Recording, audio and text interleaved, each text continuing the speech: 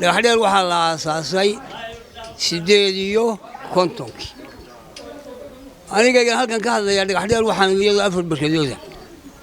maantana waa 120 rag khubaro ah oo aad iyo aad mutafaahim ah yaa hadii minka salka u dhigay waxay ahayd magaalooyinka hadii minka leeyahay marka xuduudka laga sameeyay kuwa lambar 1 ka ahayd marka la eego dhisidka yaani sida loo magaranaysa loo dejiyay sida haadadkeeda baabuurada isugu dhaafayaan sida saldhigeedu ahaa magaalo la burburiyo dhagaxdheer baa ugu horeeyay magaalada dhulka la simay baraageedii baa miino lagu wareejay yaariheedii baa miino lagu wareejay dhulka la simay burburkeedii wali waa waran yihiin oo de sawirka ku arki doontaan taariikhdu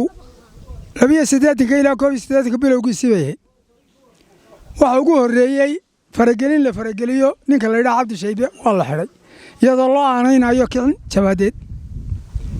odayaalka daba tagayna waa la xiray ani haw waa la soo daayay waxay meerba meel istaagtoba hogaankii SNM waxa noqday Axmed Maxamed Maxamuud Siilaanyo waxa la isu geeyay Siilaanyo iyo ina Shaybe waa isku reer dhagaxdheer bay ka daahireen jabaadana dhagaxdheer baa laga daahiriyaa maxaynu yeelaa hadaynu nahay dawladii Soomaaliya dhagaxdheer dhulka la gooyo gabigeedaba way ku tarshadeen ilaahay lama gooyn waa ku tarshadeen waa ka soo kaban iyada taariikhda dhagaxdheer loo burburiyay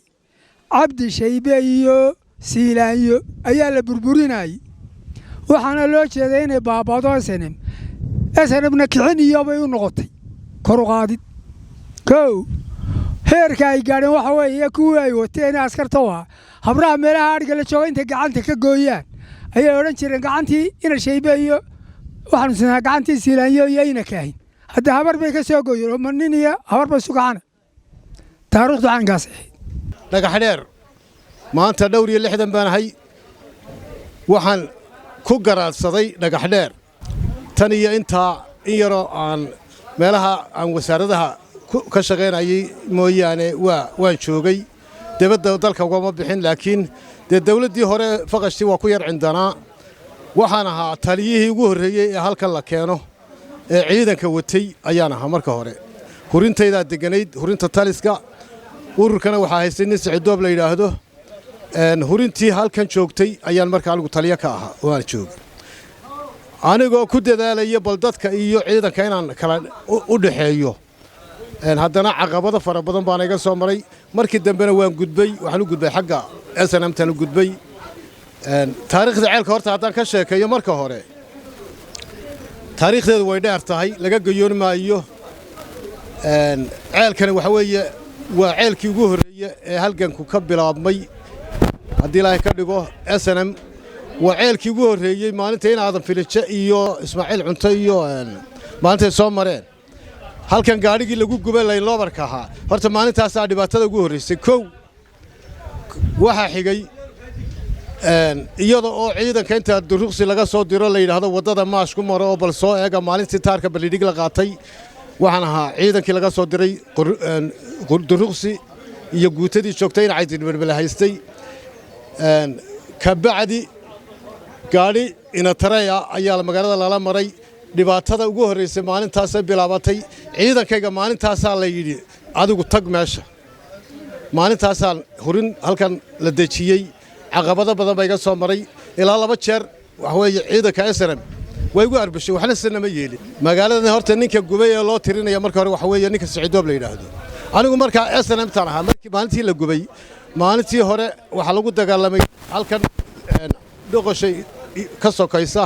15 nin baa halka lagu dilay oo deegaankana 15 ka nin ee deegaankan ahaa ee u dhashay oo wada hebel miidhana ugu horeeyo Maxamed Diiriye guri ugu horeeyo waxa weeye waxa lagu dilay halkan imika meel inoo jirta 30 daqiiqo loo soconayo ayaa lagu dilay maalinta horta maalintaas dhibku ugu weynaa 15 ka nin la dilay ayaa dhibku ugu weynaa intii ka dambeysay maalinta nimanka la dilay maalintii xigtayna ceelka la gubay haddii ceelka la gubay daarihii ka dhisnaa de magaaladu saf ballaaran bay ahayd oo labadaa laynba waxay wada daar bay ahaayeen miinaa lagu wareejiyo loo hoos dhigay waa lagu qarxiyo daara lagu qarxiyey miinada inta daara lagu xidhay baa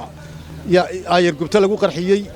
ka bacdina waxa weeye magaalada iyo baraagahaba maalintaas la gubay wada furan bay ahayd hawdu furan oo ciidanku ka talaabo SNMtuna ka talawdo hadii la ka dhigo ciidanka saraakiisha soo goosanaya ay ka talaabaan iyo markii dambe aanadu waxay ku soo urtay gudoomiyihiiba ceelkan ka tirsano dabada jabhadda isaga abaabulaya ayaa xaalku ah iyo